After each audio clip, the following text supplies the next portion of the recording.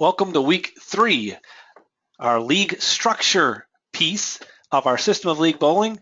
That is the documenting of tribal knowledge. It's the stuff that many of us know and we've had in our brains for a long time. We've just never had it documented, put down on paper, so that we can actually use it for our own knowledge, but also to how to better transfer the knowledge to our staff to get them to do the information, do the processes that have to happen for us to be successful in our bowling centers and grow the sport of bowling.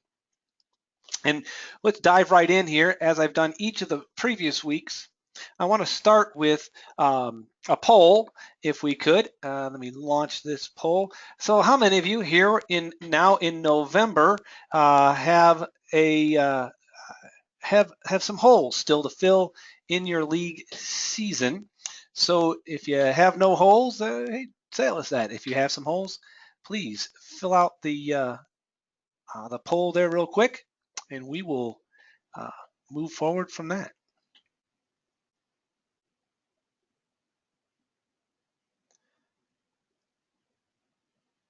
And the trend continues.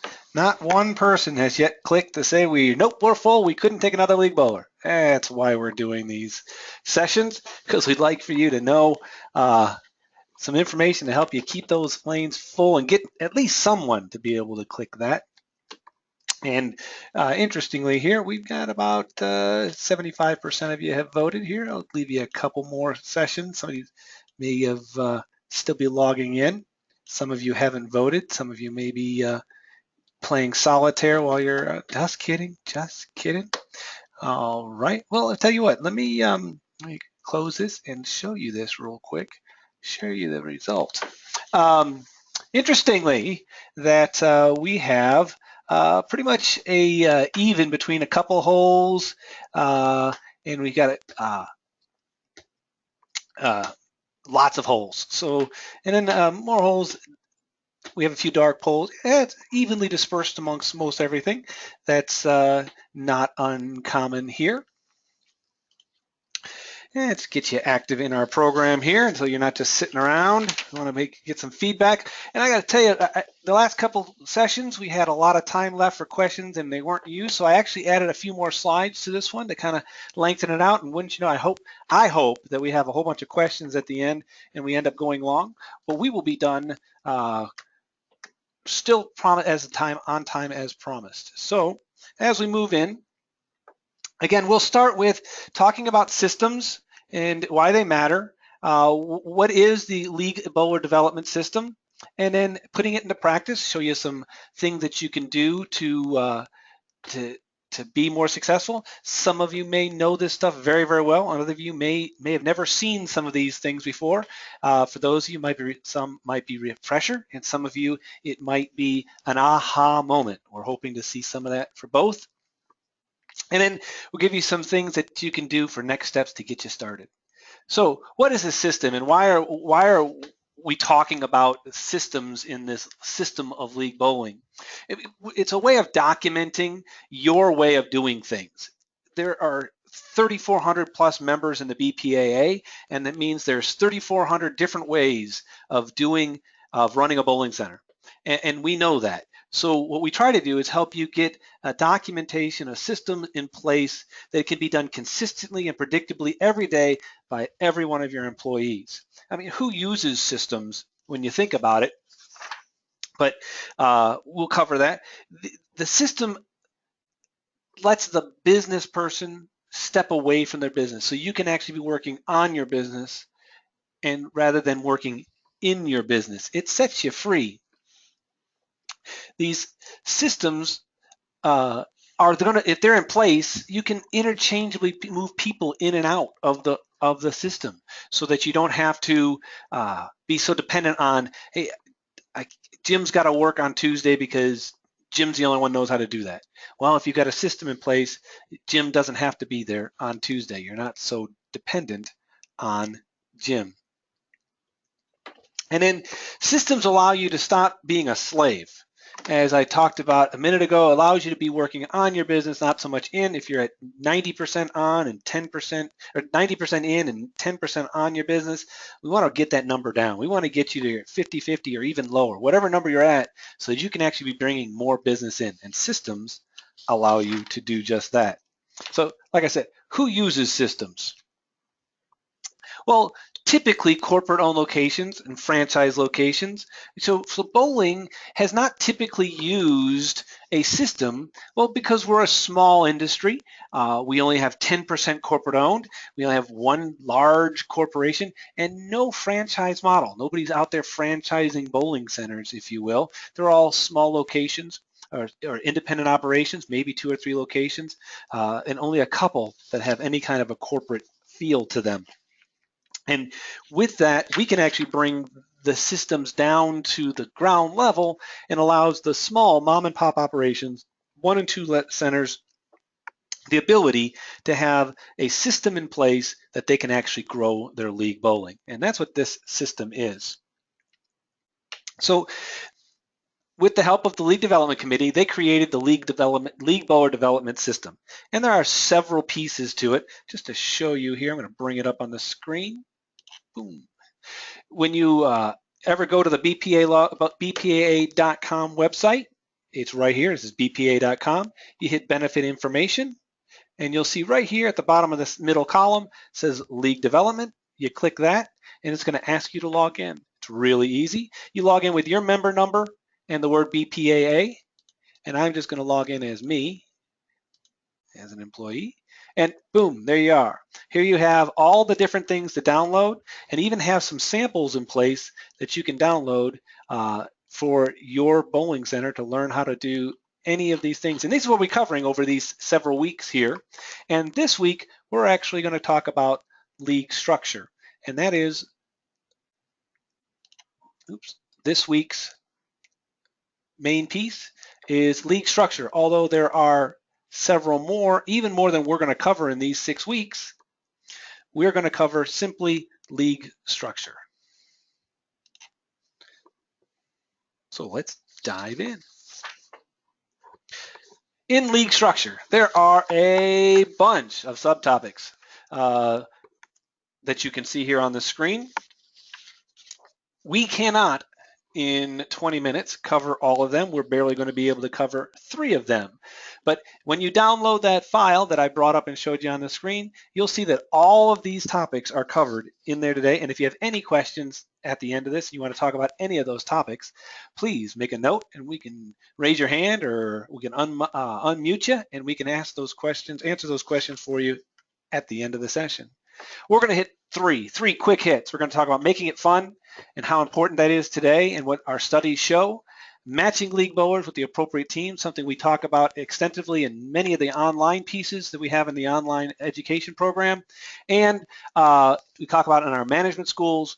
And then just briefly on some unique league formats and how they have changed over the years. For those of you who are new, you can see some of the historical differences of what we're doing today and where trends are happening to take us. So let's talk about making it fun. The importance of league structure relates to bowler retention because the whole premise of any league is that it needs to start well organized. People walk in, if it's disorganized, they're not comfortable with the whole thing. It's vitally important that the person know that they'll be bowling in a league where they have opportunity to compete and that they're on a team where the teammates are similar to them in their attitude and their competition or socialization levels. How many times we've done this out here, I could take a show of hands if we asked, how many times you put that social bowler with a competitive team, and not only did you blow up that team, I've made the mistake, my hand's in the air, I am guilty, I practically blew up a league. We had 12 teams in the league and put these 2 extra teams in there to try to make it fill the bowling center, and they were more social in a competitive nature. And not only did those 2 teams not come back, but 2 more teams left because it just felt like it blew up the entire structure of the league. It's very important that we look at how that whole thing matches together. We also want to look at the growth ladder for leagues for bowlers in that creating a culture of fun. How are they going to get better? People tend to stick around and bowl more often if they get better. And that's a whole nother topic we talk about in the education and the skill set development for the actual bowler.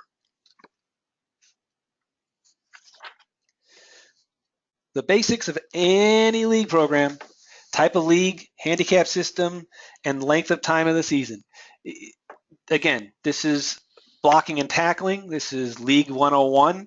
People need to be defined. Is it a men's league, women's league, kids league, youth, adult, mixed, what? If it is a mixed league, does it consist of any combination? Is it just 2 men and 2 women only? We've gotten a little less rigid in some of these over the years and trying to keep the leagues growing. Something new that we didn't see a lot of a decade ago, but now we see a lot of singles, doubles, 3-person teams, along with the traditional 4-person and 5-person teams. And then what will the handicap be? If there is handicap at all, we talk about how the new kids coming out of the high school sessions where there is no handicap in the high school competitive bowling that are actually turned off by handicap. So things that you have to look at in the development of your programs. Interesting piece that studies have shown, that research has indicated that both current and previous league bowlers agree that fun and competitive are not mutually exclusive formats.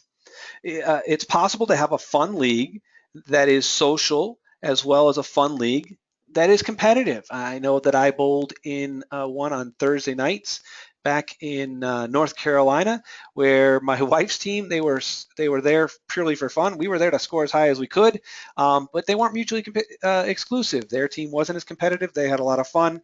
So you have to look for that balance sometime, and when you're building the whole thing. It's also important to, like I mentioned earlier, to provide a growth path for the league bowlers to desire to move along that bowler life cycle that we talk about in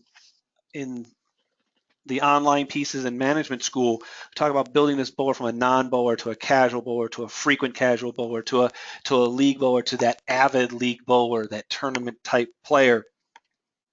And we have to, along that side, give them opportunities to develop their ability and frequency of visits along with that skill level. And then that might mean bowling in more than one league also. But again, that focus groups have shown that successful providers of league bowling, fun in the formation and planning of the leagues is the biggest single change they've seen over the years.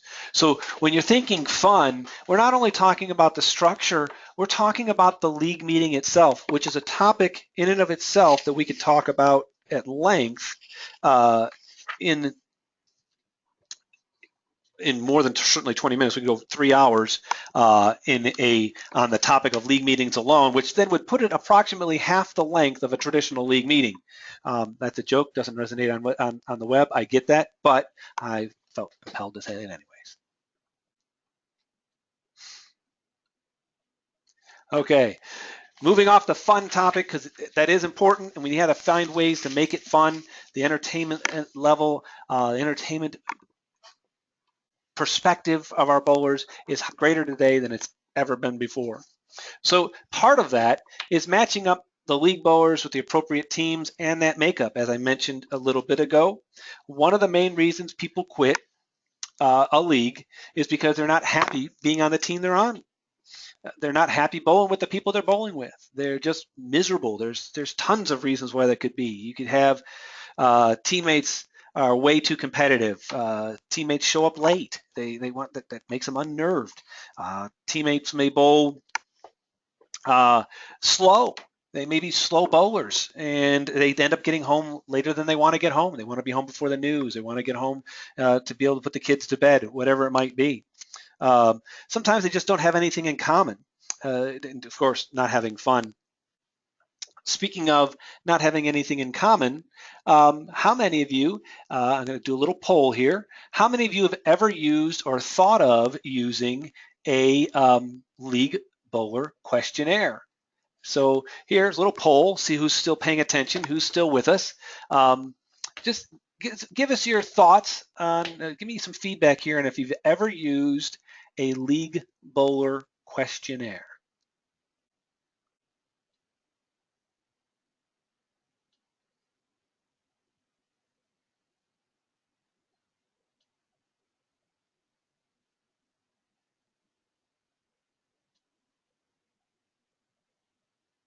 Got about 2/3 of you have voted, still waiting for a few more. I like to get at least 3/4 of the people doing.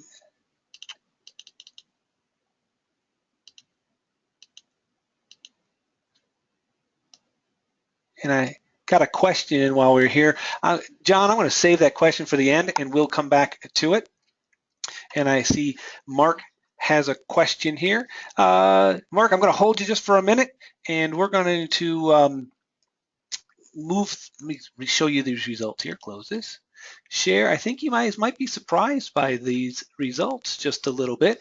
I have to say I am. That we had somebody said no, and they don't plan on using them.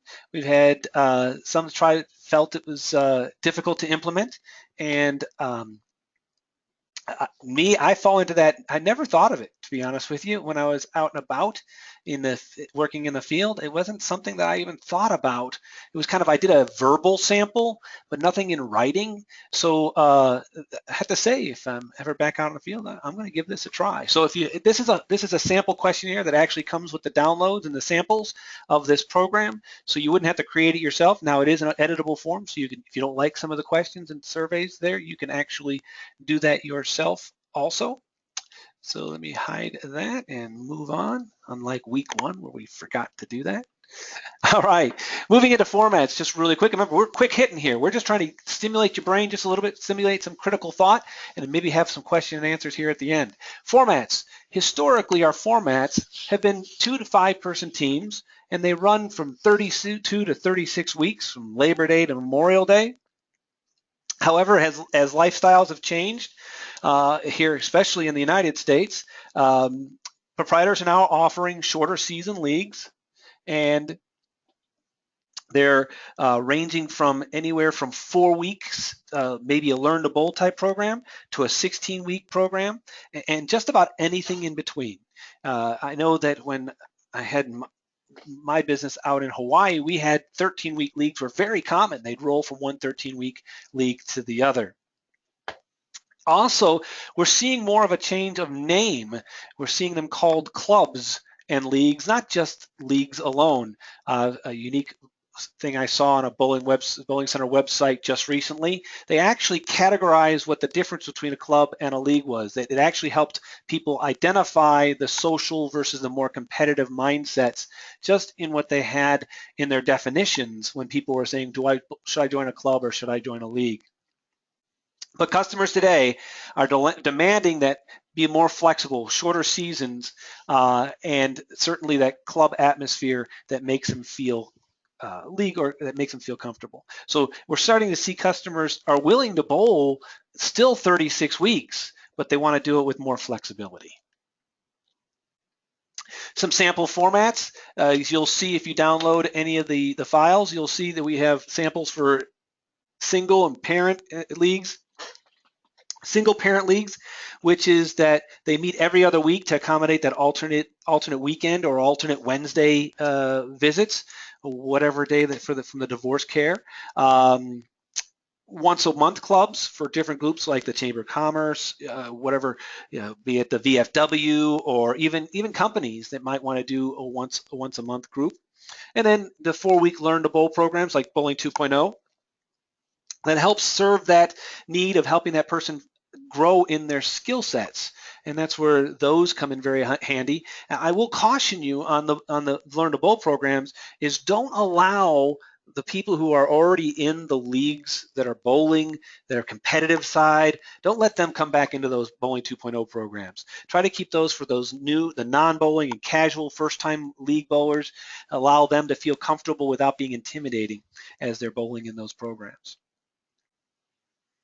And again, oops, little quick here. I want to open up our question. I have several questions here this week. Great. I'm glad it worked out this way. All right. So our first question it says, it seems the cost of jackpots has hurt league bowling. Has anyone else seen this?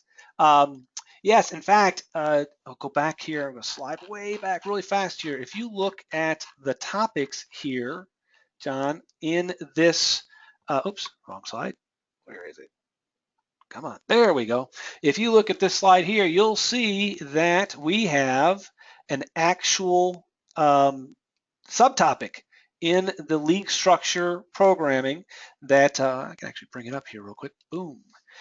We slide down. It is handicapping, league formats, league meetings, agendas. I didn't fly past it, did I? It is here. Officers. I think I may have flown right on by it.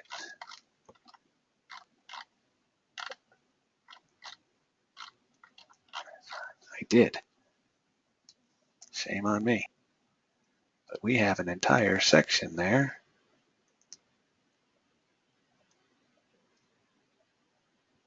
Well,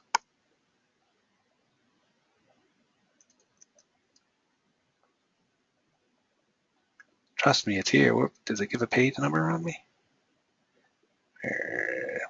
Games, pots, and brackets. So it comes after the handicap system.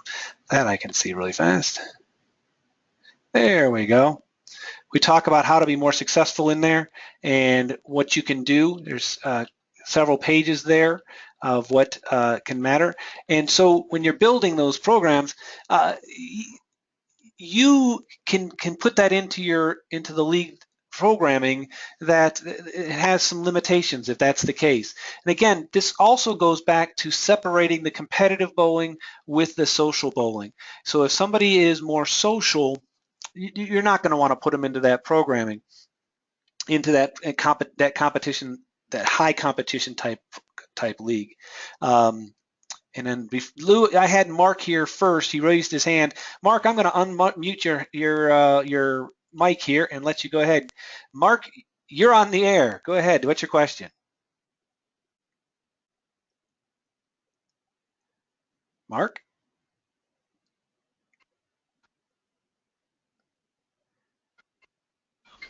There you are, Mark. Mark, what's your question? We can hear you now, Mark.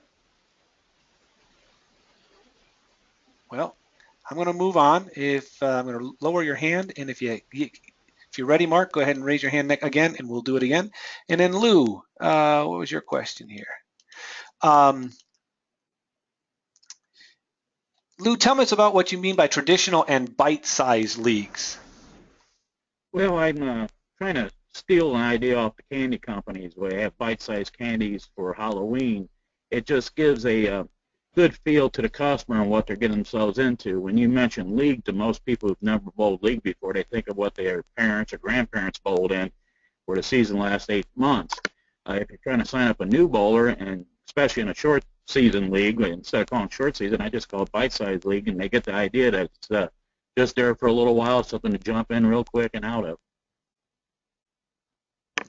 I like that. It's something that, again, new way of looking at things. It's if it's bite-sized, meaning it's not so time commitment. And same thing with using the club terms. If you look at a club versus a league situation, I'm not good enough for a league. Hey, how about a social club? We don't necessarily need you. You don't need to be here every week. It meets every other week. And you can, join us for only 8 weeks or only 3 weeks or however long the season is. All right, any other questions, comments that you'd like to add? Again, these are designed for you to, these sessions are designed to just give you some quick critical thought. Please go to the website and find all the materials there. And we will be back next week with the League Benefits and Recognition section of the program. And again, since you are registered for this session, you are already registered for the next session. Please be sure to tell your friends to join us and register for themselves into the program so they can get the next 3 sessions over the next month or so. We will not be meeting the 17th or the 24th. I will be out of town, and we will be back the December 1st. So again, thank you, everyone. If there's no further questions, I don't see any hands up. I don't see any questions that have come in. So we're going to wrap this quick hitting session up for week 3, and we'll see you all again in 7 days, 1 week, next Monday.